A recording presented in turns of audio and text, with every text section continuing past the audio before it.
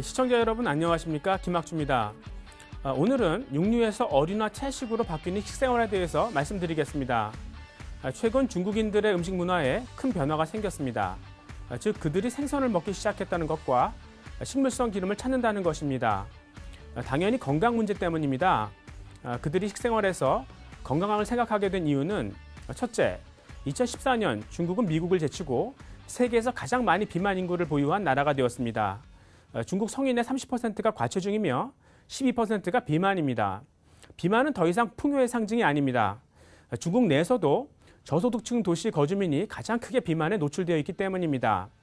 바쁜 일정에 쫓기는 그들은 운동할 시간과 돈이 없습니다. 닭장에 갇혀 사육되는 모습입니다.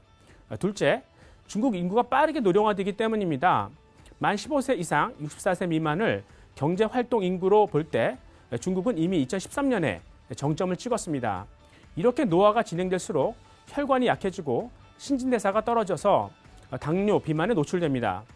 사실 이 같은 비만과 인구 노화는 전 세계적인 문제입니다. 중국조차 이런 건강상 걱정거리를 갖게 되었다는 것이죠. 어류는 몸속 지방을 근육으로 안내에 태우고 혈관이 탄력을 잃지 않도록 돕는 고밀도 지단백질, 그러니까 HDL을 통해서 우리 몸에 유용한 콜레스테롤을 높여줍니다. 문제는 바다에서의 어획량이 1990년대 초반 이후 정체되어 있다는 것입니다. 자연에서의 어류 번식에 한계가 있기 때문입니다. 따라서 양식에 의존해야 되고 최근 양식업에 대한 투자는 급증하고 있습니다. 이제 남은 과제는 어류의 번식과 성장에 있어서 생산성을 높이는 일이고요. 여기에 유전자 편집이 사용됩니다. 한편 우유 대신 콩이나 땅콩, 호두, 아몬드, 코코넛 등에서 지방을 얻으려는 노력이 확산됩니다. 놀라운 사실은 이런 식물성 지방을 생산하는 기업 가운데 세계 최대 규모는 이미 중국 허베이가 갖고 있다는 것이죠. 특히 중국을 포함해 아시아인들은 우유 안에 젖당 분해 효소가 적죠. 이런 요인들도 식물성 기름 보급에 한몫합니다. 또한 고기를 목장에서 얻는 것이 아니라 실험실에서 동물의 줄기세포를 이용하여 키우는 노력도 진행 중이고요. 그 생산 비용도 파격적으로 떨어지고 있습니다. 육류를 소비자의 체질에 맞게 가공할 수 있다는 장점이 있고 또 친환경적입니다. 즉 가축 사육으로 인한 토양과 수질 오염을 막을 수 있고 또 가축 배설물에서 발생하는 메탄가스가 온실 효과의 주범이라는 것을 모르셨죠? 즉 가축을 키워서 고기만 먹는데 나머지 먹지 않는 뼈, 눈, 내장 등을 키우느라 환경을 파괴하는 것은 어리석습니다. 그리고 윤리적인 부분도 있습니다. 고기를 완전히 안 먹는 사람들을 비건이라고 부르는데 사실 윤리적인 문제로 달걀, 우유, 생선 등만 섭취하는 채식주의자들이 상당한데요. 그들에게 인공적으로 만든 고기는 환영받을 것입니다. 이렇게 식물성 기름이나 인공 육류를 만들 때 생산성을 높이기 위해 유전자 편집이 사용될 수 있습니다. 많은 분들이 아직 자연산이 최고의 품질이며 유전자 가공식품을 막연한 두려움과 함께 경계하고 있습니다. 그러나 유전자 변이를 확실히 이해한 부분이라면 안전한 범위 내에서 얼마든지 편집하여 사용할 수 있습니다. 오히려 자연산이 더 문제가 되는 경우도 많은데 비싸게 팔리는 것은 오해에서 비롯된 것입니다. 결론적으로 동식물의 유전자 편집은 우리가 성인병을 예방할 수 있는 해법을 주는 동시에 우리 몸에 알맞는 맞춤형 음식을 제공하는 엄청난 잠재력을 갖고 있습니다. 유전자 편집 업체에 관심을 가져보시죠. 지금까지 김학주의 투자 인사이트였습니다. 저는 잠시 후 스튜디오에서 뵙겠습니다.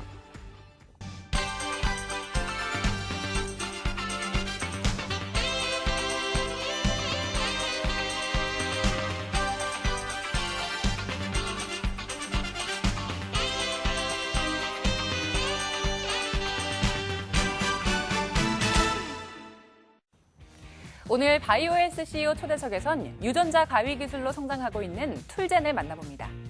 봉준호 감독의 신작 옥자의 주인공 옥자는 유전자가 변형된 슈퍼돼지죠. 현실에서도 옥자와 같은 슈퍼돼지가 나왔는데요. 바로 유전자 가위 기술을 통해서입니다. 툴젠은 중국 연구진과 함께 유전자 가위 기술을 적용해 근육질의 돼지를 만들어 특허권을 등록하기도 했습니다. 이 유전자 가위는 DNA의 특정 염기 서열을 인지해 해당 부위의 DNA를 자르는 제한 효소를 말하는데요. 이 기술을 통해서 마치 가위처럼 원하는 곳의 DNA를 정교하게 자를 수 있습니다. 유전자 가위의 활용 분야는 아주 무궁무진합니다. 각종 유전병 치료부터 작물과 유전자 복제 등 미래에 엄청난 경제적 가치를 얻어낼 수 있기 때문에 사이언스지는 2015년 최고의 미래 기술로 유전자 가위를 선정했습니다. 현재 미국과 중국이 유전자 가위 기술을 선도하고 있고 또 국내에서는 툴젠이 특허 6건을 확보하면서 선도주자로 꼽히고 있습니다.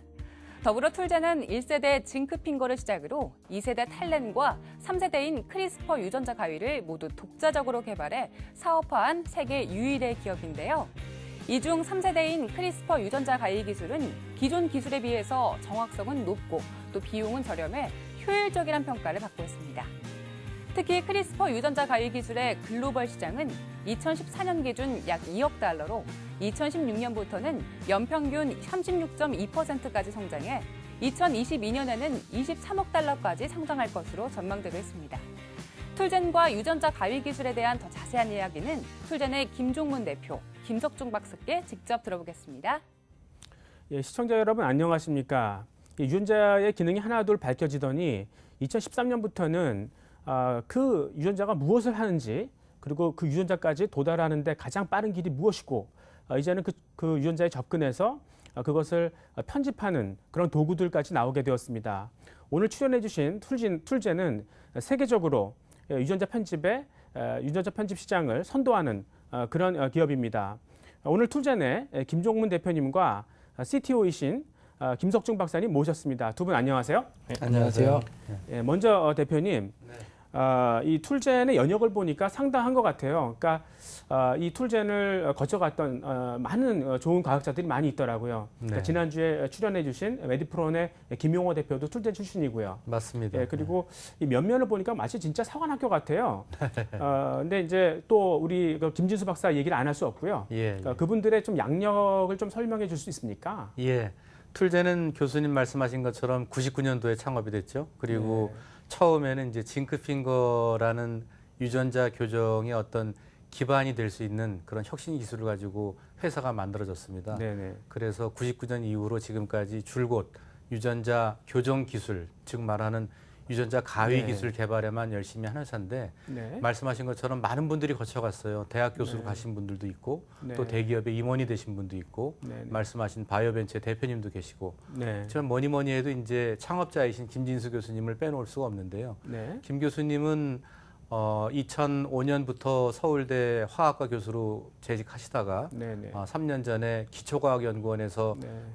기초과학연구원이 만들어지면서 네. 유전체 연구단 단장으로 선임이 되셨습니다. 네네. 지금은 유전체 교정 사업 단장을 하고 계시고 네. 또 특히 2015년도에는 미국에서 열렸던 세계 유전자 서밋이라는 국제 행사에 네. 한국을 대표하는 과학자로 참여하셔서 네. 기저 발언도 하시고 하신 네.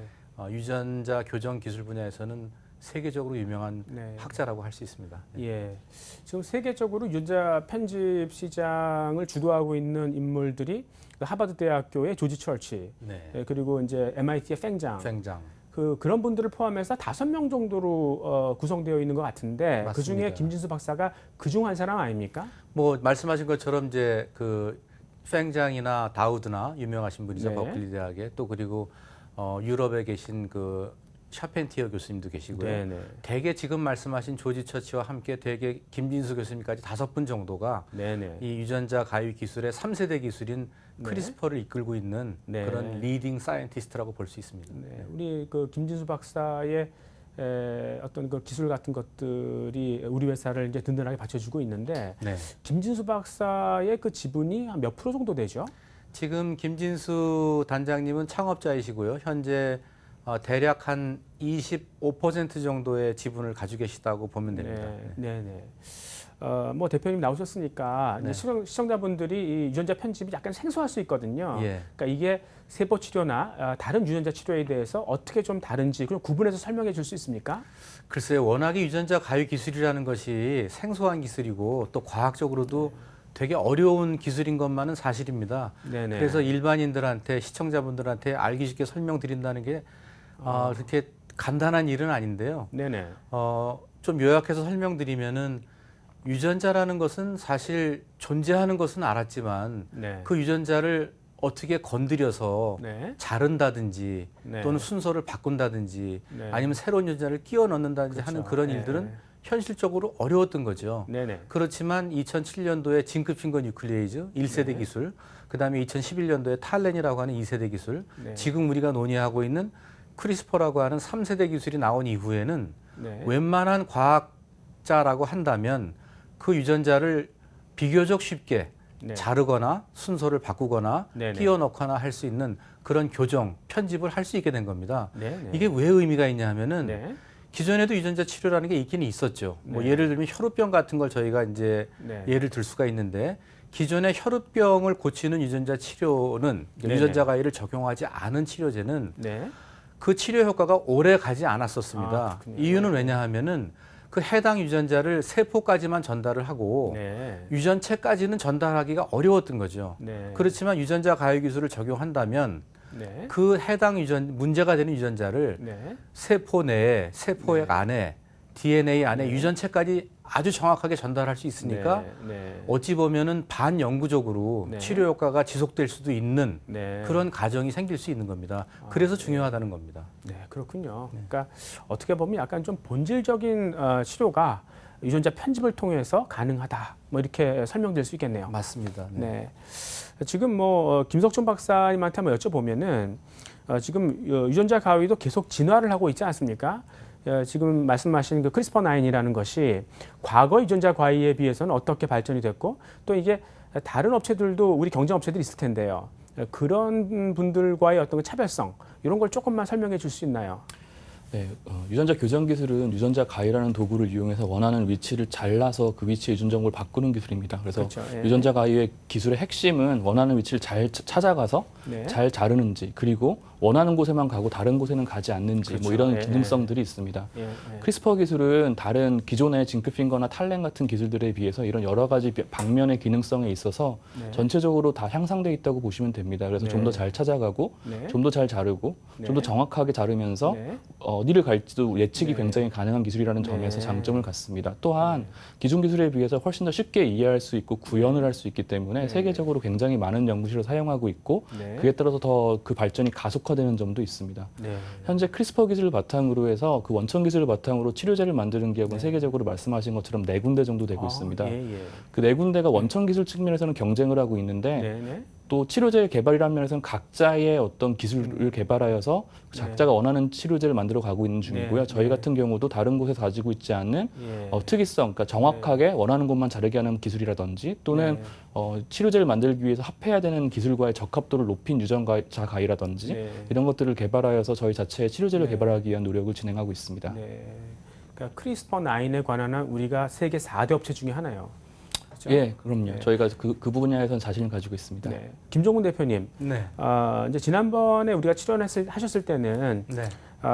이제 좀 지금과 조금 달라진 부분이 무엇인가를 좀 놓고 보면은 네. 지금 한국하고 호주에서 우리가 특허를 받았다는 얘기가 있더라고요. 예, 그렇습니다. 그게 이제 어떤 의미를 갖고 있는지 그 부분을 한번 설명해 줄 수 있습니까? 예, 저희가 최초로 특허를 출원한 시기는 2012년 10월 달이었는데요. 네네. 2016년 8월 29일 날 한국에서 특허가 등록이 됐습니다. 네네. 그리고 같은 해 9월 13일 날 호주에서도 이제 특허가 승인이 돼서 네. 저희가 지금 2개국에서는 특허를 획득한 상태입니다. 네네. 그리고 나머지 8개국에 저희가 또 추가로 이제 출원을 해서 미국, 네. EU, 일본, 중국, 호주 이런 나라들 심사를 받고 있는데 네. 지난번에 출연했을 때는 특허를 출원만 한 상태였었고 아직 등록된 것이 없었었는데 네네. 지금은 이제 10개 신청한 국가 중에서 네. 2개국에서 특허를 등록해서 획득했다는 게 가장 큰 변화고요. 네네. 또 그거를 기반으로 해서 지금 김석중 이사가 또 추가로도 설명을 해주시겠지만 저희가 몇 가지 유전제 치료제 분야의 파이프라인을 네네. 구축을 해서 네. 지금 전임상 단계의 동물 실험 단계까지 왔다는 게 네네. 큰 진전이라면 진전일 수 있습니다. 예. 그러니까 일단 특허 났다는 것은 그것을 갖고 장사할 수 있다는 거잖아요. 영업을 할 수 있고 첫 번째는. 두 번째는 우리가 이제 단지 지금 한국하고 호주에서만 특허를 냈지만 네. 다른 쪽에서도 이게 특허가 났기 때문에 좋은 레퍼런스를 줄 수 있다는 것. 그렇습니다. 뭐 그런 의미가 있는 거 아니겠습니까? 큰 의미가 있는 것이죠. 네, 네, 알겠습니다. 김석중 박사님한테 여쭤보면은 지금 이제 우리 대표님 말씀하신 그런 이제 치료제, 그러니까 세포 치료제, 유전자 치료제 개발하고 있어요. 근데 그 파이프라인을 개략적으로 좀 말씀해 주실 수 있습니까? 네, 그 유전자 교정 기술을 치료제로 만드는 과정은 유전자 교정 기술과 기존의 유전자 치료나 세포 치료 기술을 합하는 과정입니다. 네네. 저희도 이제 유전자 교정 기술을 빠르게 치료제로 개발하기 위해서 네. 유전자 치료 그리고 세포 치료 분야에서 가장 성공적인 플랫폼들과 유전자 교정 기술을 합하는 네네. 일을 하고 있습니다. 네네. 세포 치료 분야에서는 다양한 세포 치료제가 있지만 그 중에서 가장 임상적으로 그리고 산업적으로 성공적이라고 하는 면역 세포 치료제, 항암 면역 세포 치료제와 유전자 교정을 네. 합하는 일들을 하고 있고요. 네네. 유전자 치료 분야에서는 가장 임상적으로 성공을 거뒀던 AAV라고 하는 바이러스가 있는데 네네. 이 바이러스 기술과 유전자 가위를 합하는 일을 하고 있습니다. 특히 지난 2월 달에 발표된 논문을 바탕으로 해서 저희가 유전자 가위가 원래는 크리스퍼 유전자 가위 원래는 AAV라는 바이러스에 잘 들어가지 못하는데 AAV 바이러스에 잘 들어가는 작은 유전자 가위를 동정하고 또 이제 연구를 해서 그 논문을 발표하게 됐고요. 이를 바탕으로 현재 AAV라는 바이러스가 유전자를 잘 전달하는 걸로 알려져 있는 눈과 간에 유전자 가위를 전달하여서 치료제를 개발하고자 하는 노력들을 하고 있습니다. 눈에서는 가장 먼저 하는 적응증은 황반 변성이고요. 네네. 간에서 가장 먼저 타겟하고 있는 적응증은 혈우병입니다. 먼저 눈과 간을 말씀하셨는데 눈에서는 황반변성을 말씀하셨어요. 근데 그 황반변성은 이 망막에 예를 들어 당뇨 같은 것이 걸리면 이 망막에 실핏줄이 터져서 그게 이제 출혈이 돼서 응고가 되면 그 피딱지 때문에 결국은 이제 우리의 그 시력을 가려버리는 뭐 그런 거라서 레이저 업체 중에 하나는 이제 그거를 레이저를 지져가지고 이제 그 실핏줄이 터진 상태에서 초기에 그거를 이제 뭐 인위적으로 응고시켜버리는 거죠. 뭐 그런 것도 있고 그다음에 항체 치료제 같은 것도 있고 여러 가지 대안이 있는데 우리 제품이 그들과의 어떤 차별성이 있다면 어떤 거 있을까요? 네, 말씀하신 것처럼 황반변성은 눈에서 신생혈관이 과도하게 생기면서 생기는 질병입니다. 네네. 현재 많이 사용하는 치료제는 말씀하신 바처럼 그 혈관 생성에 중요한 단백질을 저해하는 네네. 항체를 주사로 맞는 건데요. 이런 항체들은 한번 주입이 되면 점점점 활성이 떨어지기 때문에 네네. 지금 4주에 한 번씩 항체를 눈에다 직접 주입받는 방법으로 치료가 되고 있습니다. 예. 저희는 이제 유전자 교정 기술을 이용해서 이렇게 혈관 생성에 중요한 이 똑같은 단백질을 만드는 유전자를 교정하는 방식으로 굉장히 장기적으로 유전 정보, 이 혈관 생성 단백질의 발현을 조절하고 기능을 조절할 수 있는 치료제를 만들고자 합니다. 이렇게 유전자를 바꾸게 되면 예상하기로는 굉장히 긴 치료 효과를 얻을 수 있을 거라고 기대하고 있고요. 현재 실제로 유전자 가위를 이용해서 눈에서 혈관 생성을 조절할 수 있다는 결과를 바탕으로 이것들이 정말로 기존의 치료제에 비해서 효능이나 치료 효과에 있어서 장점을 갖는지에 대한 연구를 현재 진행하고 있습니다. 네. 지금 사실 황반변성 되면 거의 실명이잖아요. 다른 치료제가 없죠. 네, 맞습니다. 현재 황반변성은 원래 그 노인성입니다. 그래서 그렇죠. 사회 노령화와 함께 굉장히 환자가 그렇죠. 늘어나고 있는데 치료제라고 부를 수 있다기보다는 그 증상을 완화하는 정도의 트리트먼트들이 있을 뿐이고요. 그래서 이것들을 장기적인 치료 효과를 줄 수 있는 치료제 또는 완벽하게 치료할 수 있는 치료제가 굉장히 필요한 상태입니다. 그렇죠. 뭐 솔루션만 한번 나오면 그거는 굉장히 수요가 크게 일 것 같아요. 네. 박사님한테 하나 더 여쭤보면은 이제 그 혈우병 A 우리가 지금 타겟하고 있는 건데 지난번에 한번 인터뷰해 보시면은 이게 굉장히 유전자가 크다. 그래서 쉽지 않다. 그렇지만 이게 공유되는 돌연변이 유전자가 있기 때문에 한번 뭐 접근해 볼 수 있을 것 같다라고 인터뷰를 하신 것 같아요. 요즘에 이 개발 과정은 좀 어떻습니까? 네, 말씀하신 것처럼 혈우병은 뭐 잘 아시다시피 이게 피가 잘 멎지 않는데 그 중에서 혈우병 A형 혈우병은 혈액응고인자 8번, 그러니까 FAC라고 부르는 유전자의 돌연변이에 의해서 발생합니다. 이게 이제 유전자 교정 치료의 어떤 타겟으로서 장점을 갖는 점이 하나가 있는데 다른 대부분의 유전병들은 같은 유전자의 돌연변이를 환자가 공유하고 있더라도 환자마다 돌연변이가 굉장히 다르기 때문에 하나의 돌연변이를 고치는 유전자 가위를 가지고 많은 환자를 커버할 수 없는데 혈우병 A의 경우에 꼭 치료가 필요한 중증 환자들 중에서 45%가 똑같은 모양의 돌연변이를 공유하고 있습니다. 이 돌연변이만 정확하게 고칠 수 있으면 굉장히 많은 수의 환자를 커버할 수 있다는 장점이 있고요. 현재는 지금 혈우병 A에 대한 치료제를 동물 모델에서 실제로 치료 효과를 얻을 수 있는지를 보고 있는 과정에 있습니다.